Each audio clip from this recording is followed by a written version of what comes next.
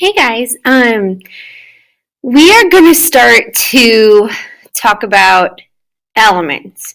Um, there was a scientist named Dmitry Mendeleev, and he really, almost if you want to say, invented the periodic table.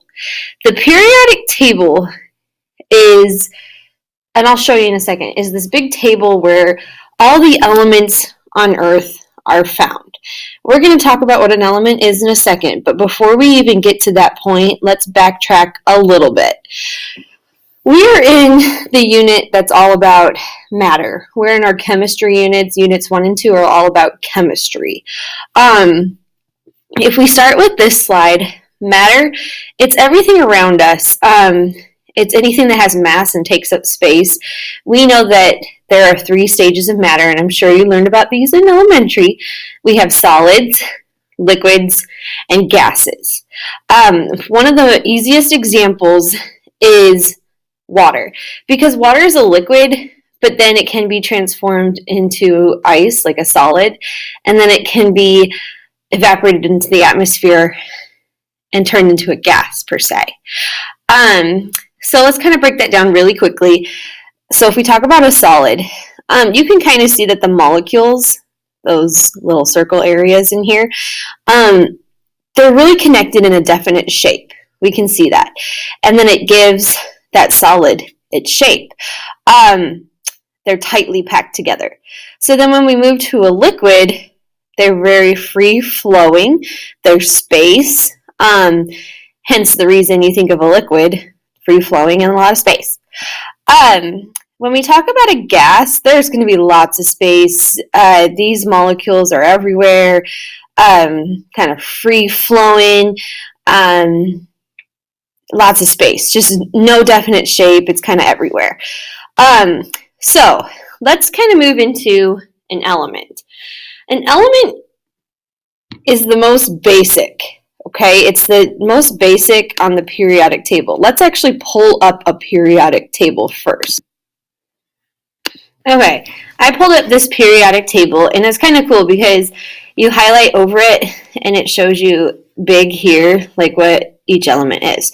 All right, so on a periodic table, we're going to have every single element that is found on Earth.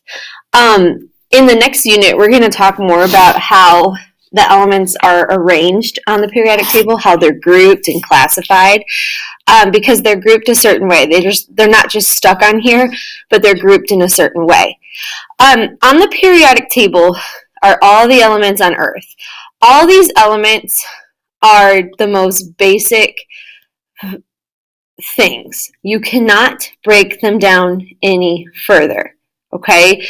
Like, for example, a lot of you know the element oxygen. You can't break that down any further. It's just oxygen, okay? These are elements that make up really everything on Earth. They even make up the Earth, like the Earth's crust, oceans, everything. It's kind of crazy. Even foods you eat, things you use, everything is composed of, meaning made up of, elements. Even your cell phones, everything. It's kind of fascinating, if you will. But anyways, there are some specifics when it comes to each of these elements on the periodic table. So, for the example, this element oxygen, if you look at the box here, and you can even look at the big one over on the side, because it makes it bigger, but you can see it tells you the name, oxygen. Now each element, we're not going to worry about these numbers. That's not really till 8th grade because the numbers mean something, and you'll find out more about that in 8th grade. But you can see that each of these blocks have a symbol, okay? Some of them have 2 letters, some of them have 1. Now, for the element oxygen, the abbreviation or symbol for oxygen is just a capital O, okay? For example, carbon, it's a capital C. For hydrogen, it's an H. For tungsten, it's a W. So it's not always, the start of the word. You have to make sure you go and look it up. If I were to ask you, what is the symbol for let's see, what's an easy one? What's the symbol for phosphorus? Well, you'd look and find it on the periodic table, and you'd find phosphorus, and you'd be like, oh, it's a P, okay? Now, there are some elements that have 2 letters. Now, if you kind of glance over this periodic table, you will notice all the elements with 2 letters. It's a capital and a lowercase, like antimony, capital S, lowercase b. Indium, capital I, lowercase n. Ruthenium, I can't pronounce some of these. I'm no scientist, but ruthenium, capital R, lowercase u. Titanium, capital T, lowercase I. So if it has 2 letters, it's going to be a capital and a lowercase. It will never be 2 capitals together, just a capital and a lowercase, okay? So that's your periodic table, alrighty? So an element is a pure substance. It has a definite and constant composition. Yeah. What we're going to talk about, let's kind of go over this. And I want you guys to make sure that if you haven't filled in your notes, make sure you go and do that. You'll have your interactive notebook. You should have that open to the correct page. And actually, let me show you the page. Hold on.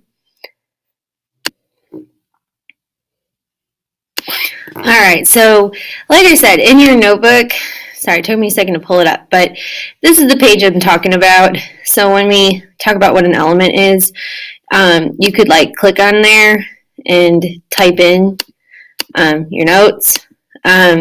You could go back to the page of Mendeleev, and you can pause any of this stuff that you see in the video. You can go ahead and pause and fill it in, okay?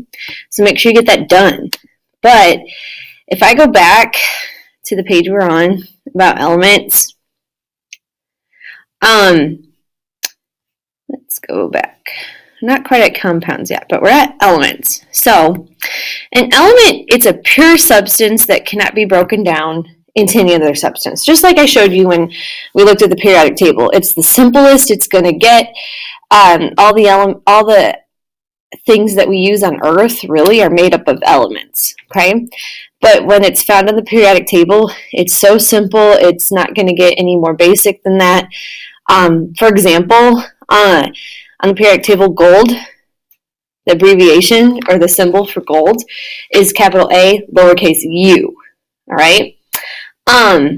It's not going to get any more simple than that. It's just gold, okay? That's what I want you to remember. That's really it with elements. What I wanted to do really quick was do a couple practices with you, so hang tight while I pull that up. All right, real quick, we're going to go ahead and look at these element symbols. Not all of them, we'll probably do like 4. And then we'll find the name on the periodic table. We already did a couple of these, so let's do capital L, lowercase I. Let's go find it on the periodic table. Take a look around. And if you notice right here, it is capital L, lowercase I. That's lithium, okay? The next one, we have capital B, lowercase r, over here at 19. Capital B, lowercase r. So let's look around for that one. Capital B, lowercase r, it's bromine. Right? Now, let's find capital A, lowercase l. If you notice here, capital A, lowercase l, that's aluminum. And last but not least, let's do one more today for this section. And let's go ahead and do capital S.